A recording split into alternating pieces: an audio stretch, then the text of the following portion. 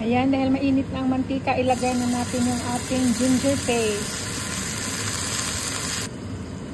At yung ating garlic paste.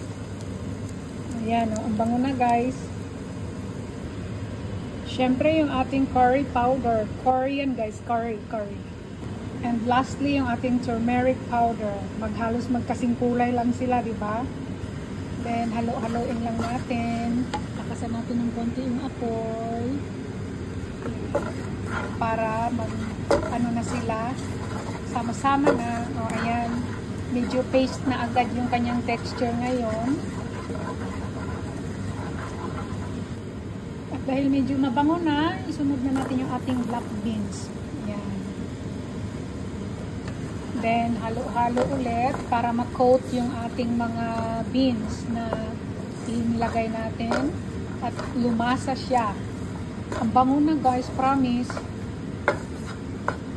At dahil coated na lahat, lagyan natin ng 200 ml na tubig.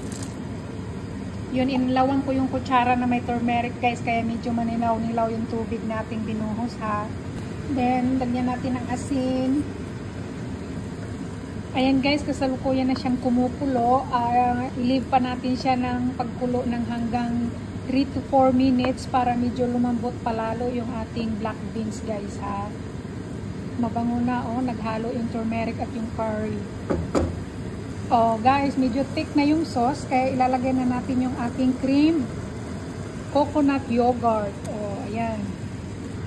At halo-haloin lang natin siya para magkulay milky yung ating sauce at yung ating black beans guys. Oh.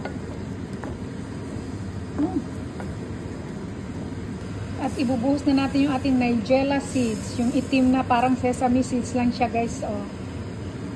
At halo-halo ulit. Pinatay ko na nga pala ang apoy niyan kasi luto na yan. At ililipat na natin siya ng lagayan. At bubudburan ulit natin ng nigella seeds para mas lalo siyang sumarap at magandang tingnan. O, ayan, ganun lang kadali guys. O,